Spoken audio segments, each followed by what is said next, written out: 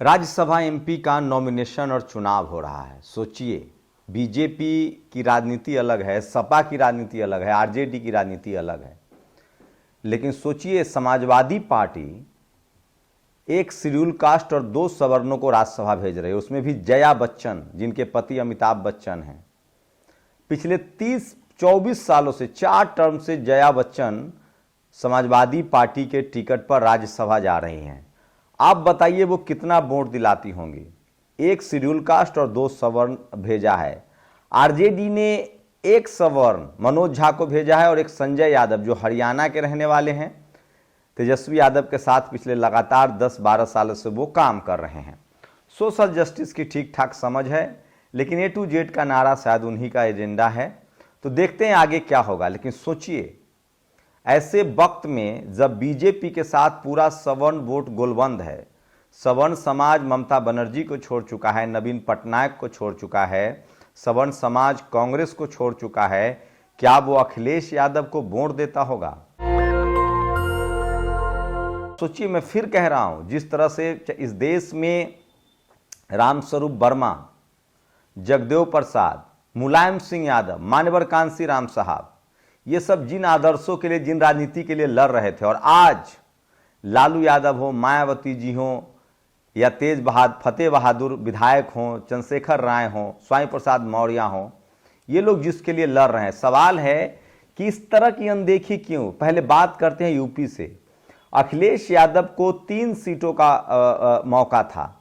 एक में उन्होंने शेड्यूल कास्ट को चुना है, एक वो चाहते तो ओबीसी से कृष्णा पटेल को भेज सकते थे, जिससे कुर्मी वोट उनके पाले में जा सकता था, लेकिन नहीं।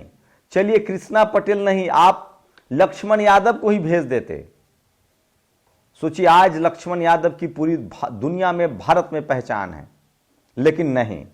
अरे, आप लोटन निषाद को ही भेज देते।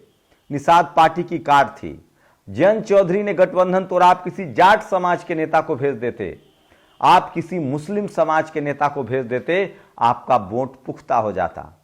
लेकिन अखिलेश यादव, सोचिए कितना बड़ा कुल्हाड़ी अपने पैर पर मार रहे हैं। क्या जया बच्चन एक भी वोट दिला पाएगी? और उस पर से गनीमत, सोचिए, उस पर से गनीमत है कि स्वामी प्रसाद मौर्य इस्तीफा दे रहे हैं। उन्होंने महासचिव का पद छोड़ दिया है। जो लगातार उनकी वजह से दलित, पिछड़े, आदिवासी नेता उनके साथ जुड़ रहे थे, उनको छोड़ दिया है।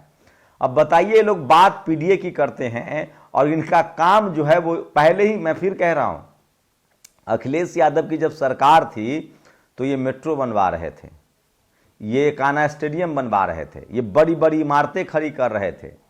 लेकिन सोचिए, योगी कैसे वोट ले रहे हैं? वो स्कूलों में बच्चों को ड्रेस दे रहे हैं, बेंच बनवा रहे हैं। नरेंद्र मोदी को कैसे वोट मिल रहा है? 5 किलो राशन दे रहे हैं। तो जो इनका वोटर शहरी नहीं है, ये शहरों का विकास करते हैं, और इनका वोटर ग्रामीण इलाकों में, वहां बीजेपी अब काम करके, भले आप उसको दिखावा कहें, छलावा कहें, जो भी कहे, लेकिन सवाल तो है कि अपने वोटर से कौन कांटेक्ट में है। तो सोचिए कि बीजेपी की रणनीति है कि गांव के लोगों का वोट लिया जाए, और अखिलेश यादव की रणनीति है कि मुंबई के फिल्म इंडस्ट्री का वोट लिया जाए। ये तो एक दौर में मुलायम सिंह यादव के करीबी रहे थे अमर सिंह, उनका जो कर्जा है वो 5 बार राज्यसभा भेजकर जया बच्चन को, अरे नहीं कुछ होता तो आप किसी यादव समाज के ही किसी युवा को भेज देते। लक्ष्मण यादव से बड़ा नाम क्या होता? पूरे देश में और संसद में आपको सोशल जस्टिस का एक पैरोकार मिल जाता। आप न होते तो एक तीर से 2 निशाना साध लेते, एक शेड्यूल कास्ट के तेज तरार नेताओं को भेजते। और सोचिए, बीजेपी कैसे लोगों को राज्यसभा भेज रही है। मध्य प्रदेश में बीजेपी एक गुर्जर समाज के सरपंच को राज्यसभा भेज रही है, क्योंकि उस गुर्जर समाज में उनका सामाजिक काम की वजह से बहुत बड़ा प्रभाव है। तो समाजवादी पार्टी पैसे वालों को राज्यसभा भेज रही है, गुमनाम चेहरे को राज्यसभा भेज रही है, उसमें भी एक दलित और 2 सवर्ण। और बीजेपी ऐसे साधु, एक वाल्मीकि समाज के शख्स हैं जिनको बीजेपी ने राज्यसभा भेजा है, और वो इसीलिए भेजा है क्योंकि उमेश नाथ महाराज, वो शेड्यूल कास्ट कम्युनिटी से हैं, एक बाबा हैं, वाल्मीकि समाज संस्थान के वो प्रमुख हैं, और उनका पूरा प्रभाव है। आपने कभी नाम सुना होगा। ये है बीजेपी की राजनीति। 16 में से लगभग 12 उनके कैंडिडेट SC ST OBC से हैं। उन्होंने बीजेपी ने जो राज्यसभा में भेजा है वो ट्राइबल कम्युनिटी के एक बड़े इंपैक्ट वाले लोगों को, तो राज्यसभा में इन पार्टियों को ऐसे लोगों को भेजना चाहिए था जिसका सोशल रिफॉर्म पर काम हो, जिससे समाज जुड़ा हुआ महसूस करता हो, जिसका नेशन वाइड चेहरा हो। जया बच्चन आपको किसका वोट दिला देंगी? और आप कहते हैं कि आप पीडीए की बात कर रहे हैं। मैं फिर कह रहा हूं, बहुजन समाज के नेताओं ने, जो दूसरी पीढ़ी के हमारे नेता हैं, चाहे कोई भी हो, उनके बाप दादाओं ने अपने संघर्षों की वजह से बहुजन समाज ने उनको सर कांधे पर उठाया, और वो अपने बच्चे को आइडियोलॉजी नहीं बताते हैं, वो पहले संसद और विधायक बनाते हैं। इंदिरा गांधी को नेहरू ने संसद नहीं भेजा, उनको उनकी आइडियोलॉजी बताया, और नतीजा ये हुआ कि अगर इंदिरा गांधी की हत्या न होती तो राजीव नेहरू से ज्यादा इंदिरा राज करती। ये मेरी लाइन नहीं है, ये भारत के सबसे बड़े भाषाविद, बहुजनविद, धम्म के जानकार प्रोफेसर राजेंद्र प्रसाद की लाइन है। लेकिन बहुजन समाज, सोचिए, हम लालू यादव के शुक्रगुजार हैं, मुलायम सिंह यादव के शुक्रगुजार हैं, हम मायावती जी, कांसीराम जी के शुक्रगुजार हैं जो अपने घरों से निकली और सामाजिक आंदोलन चलाया। हम सोनेलाल पटेल के शुक्रगुजार हैं, हम रामस्वरूप वर्मा के शुक्रगुजार हैं, हम पेरियार ललई सिंह यादव के शुक्रगुजार। अरे आप पेरियार ललई सिंह यादव के किसी घर में किसी वंशज को भेज देते। सोचिए किस तरह के इनके अंदर राजनीतिक समझ कम है, और न इनके पास कोई लोग है, न इनके पास कोई समझ है। मैं फिर कह रहा हूं, जो राजनीति जिसका, अरे नहीं, कम से कम आपको तो राजनीति विरासत में मिली थी। जो लोग सड़कों पर संघर्ष कर रहे हैं उन्हीं को तो मौका दीजिए।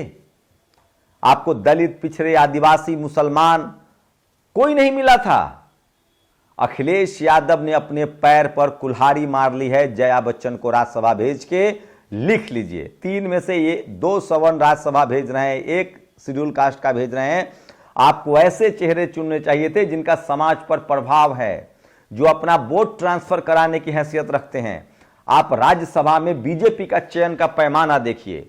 मैरी कॉम, पीटी उषा, अपने इलाके के मध्य प्रदेश के उज्जैन के इलाके का उमेश नाथ महाराज।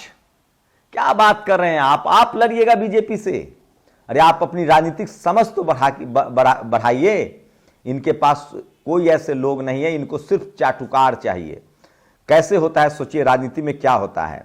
अखिलेश यादव, जितने बहुजन युवा नेता हैं, उनके आसपास ऐसे लोग रहते हैं जो कहते हैं कि आपकी वजह से पार्टी चल रही है। मतलब तेजस्वी यादव की वजह से पार्टी चल रही है, अखिलेश यादव की पार्टी चल रही है, आकाश आनंद जी की वजह से पार्टी चल रही है। और जो बीजेपी के पास है वो बताता होगा कि आपको कैसे पार्टी चलाना है। अरे पार्टी किसी नेता से नहीं चलती है, पार्टी विचारधारा से चलती है, आंदोलन से चलती है, सड़कों के लोग से चलती है। आपने तकलीफ नहीं झेली है, मुलायम सिंह ने तकलीफ झेली थी, शिवपाल यादव ने तकलीफ झेली है, तब यह पार्टी बना था। आपने नहीं झेला है, आपको विरासत में मिला है, लेकिन उसको भी बनाए रखिए। तीसरी बार अखिलेश यादव चुनाव हार रहे हैं। अखिलेश यादव की सीधे सीधे राय है कि हम किसी दूसरे को खड़ा ही नहीं होने देंगे, और इन लोगों की राय है कि बीजेपी इतना जुल्म करे दलित, पिछड़े, आदिवासी, अल्पसंख्यकों पर कि ये हमारे साथ आ जाएं। और भी विकल्प है, लेकिन सोचिए जया बच्चन, कृष्णा पटेल उम्मीदवार नहीं हो सकती थी। वो तो अच्छा है, पल्लवी पटेल ने कहा कि हम वोट ही नहीं करेंगे, जबकि उन्होंने ये नहीं कहा। सोचिए स्वामी प्रसाद मौर्य, कृष्णा पटेल, लक्ष्मण यादव, लोटन निषाद जैसे बड़े, चंद्रशेखर आजाद को आप भेज सकते थे, जाट समाज से किसी बड़े तेज तरार नेता को भेज सकते थे, आप राकेश टिकैत को भेज देते। कौन समझाता है, मुझे बताइए ना, जया बच्चन को भेजने से क्या नफा नुकसान है? आप लोग अपनी प्रतिक्रिया दीजिए। क्या यह अखिलेश यादव का पीडीए वाला चुनाव जीतने वाला कदम है या आत्मघाती फैसला है?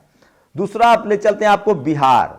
बिहार में मनोज झा को भेजा गया है और संजय यादव हरियाणा से हैं, तेजस्वी यादव के साथ रह रहे हैं। मनोज झा को आप सब जानते हैं, दिल्ली यूनिवर्सिटी में है, सोशल जस्टिस की राजनीतिक समझ उनको है, लेकिन ए टू जेड का कंसेप्ट इन्होंने नहीं दिया है, संजय यादव नहीं दिया। देखते हैं ए टू जेड में से 2 जेड तो हट चुका है। तो सवाल है कि आपको वोट चाहिए दलित, पिछड़े, आदिवासियों का, और अगर आप सिंबॉलिक राजनीति कम से कम राज्यसभा में भी नहीं कर पा रहे हैं तो आपको कौन बचाएगा, मुझे नहीं पता। सोचिए बिहार से बीजेपी ने 2 राज्यसभा बनाए और दोनों बैकवर्ड राज्यसभा बैकवर्ड बनाया है। सम्राट चौधरी उनका जिला पार्टी का अध्यक्ष बैकवर्ड है, आप एक बात तय है कि जब सवर्ण समाज आपको वोट ही नहीं दे रहा है तो आप अगर उनकी पार्टी में निष्ठा है तो बिना राज्यसभा एमएलए एमपी नहीं बने रह सकते हैं वो। अगर उनकी सोशल जस्टिस है तो सोचिए,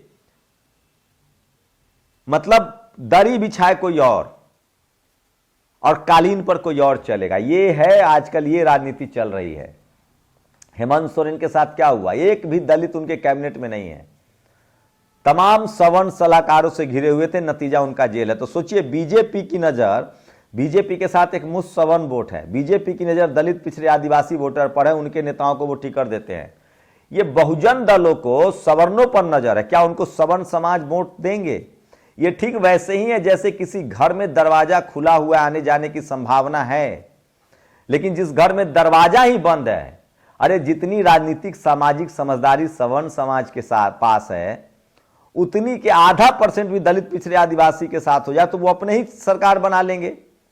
आपको सोशल जस्टिस के लिए काम नहीं करना है, आपको सोशल जस्टिस के लिए बात नहीं करनी है। आपको अगर सोचिए अखिलेश यादव धर्म की राजनीति कर रहे हैं, क्या आप लोग को लगता है अखिलेश यादव के सॉफ्ट हिंदुत्व पर वोट मिल जाएगा? सबसे बड़ा सवाल है। मैं फिर कह रहा हूं, बहुजन समाज को सेकेंड लीडरशिप सड़कों से चुनना चाहिए। मैं फिर कह रहा हूं, मैं किसी का सगा नहीं हूं, नेताओं की मजबूरी होती है पॉलिटिकल पार्टी। मैं इस समाज का सगा हूं, इस समाज की नैतिक जिम्मेदारी है मेरे ऊपर, और मैं बिगाड़ के डर से ईमान की बात कहना नहीं छोड़ूंगा। इस देश के बहुजन लीडरशिप वाली जो पार्टियां हैं, उसके जो विरासत संभालने वाले लोग हैं, उनकी कोई सामाजिक राजनीतिक समझ नहीं है और वो अपने विरासत को भी नहीं संभाल पा रहे हैं। बहुजन समाज को फिर से कोई लालू यादव चुनना पड़ेगा। बहुजन समाज को अभी तो बीएसपी में मायावती जी हैं, कांसीराम चुनना पड़ेगा, आपको सड़कों का नेता चुनना पड़ेगा, आपको लालू यादव चुनना पड़ेगा, जगदेव प्रसाद चुनना पड़ेगा जो सड़कों से तप कर निकला हो। लक्ष्मण यादव ने अपनी नौकरी गंवाई है, वो चाहते तो चुप रहकर नौकरी कर सकते थे।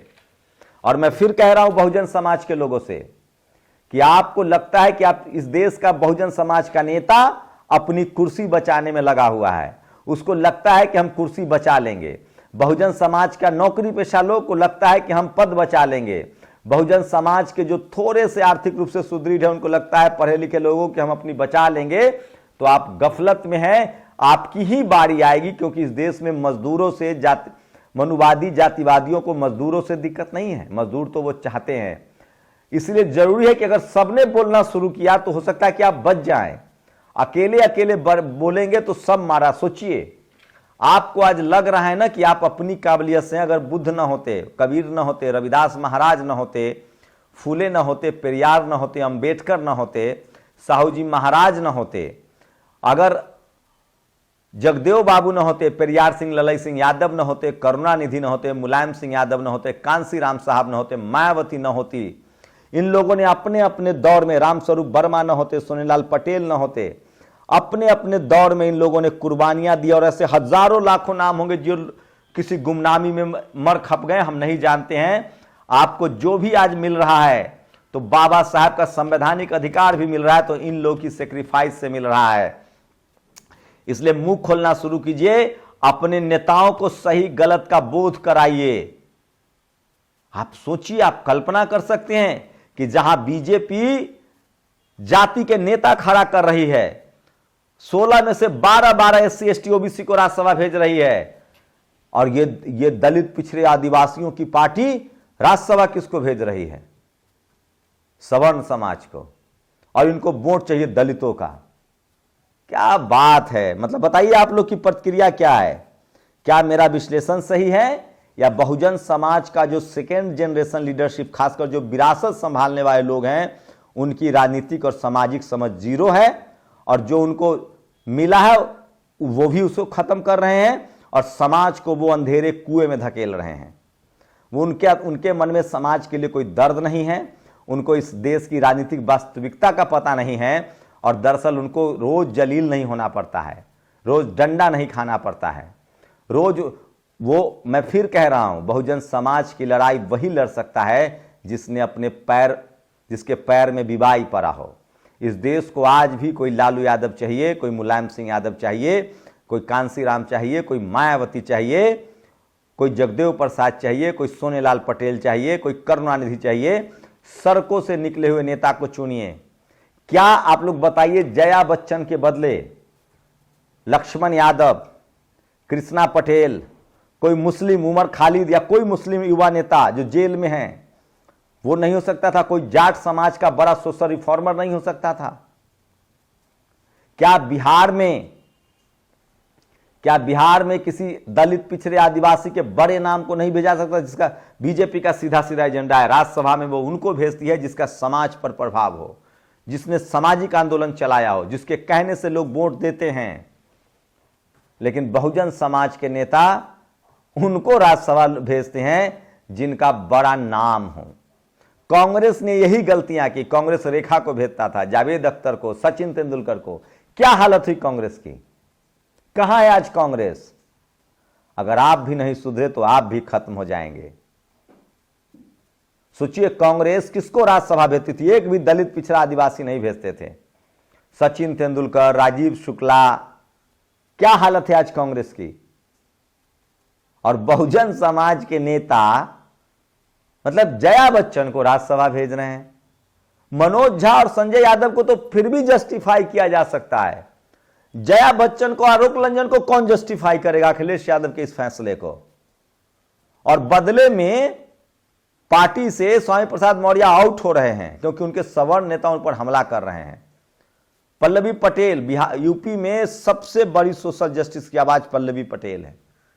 क्या कृष्णा पटेल से ओबीसी समुदाय नहीं जुड़ता? क्या लक्ष्मण यादव से नहीं जुड़ता? क्या लोटनराम निषाद से नहीं जुड़ता? कोई मुस्लिम कैंडिडेट नहीं था? आप लोग बोलिए, अपने ही नेताओं से सवाल पूछिए, भक्त मत बनिए, नहीं तो आपके पास पाने के लिए, खोने के लिए अब कुछ बचा ही नहीं रहे।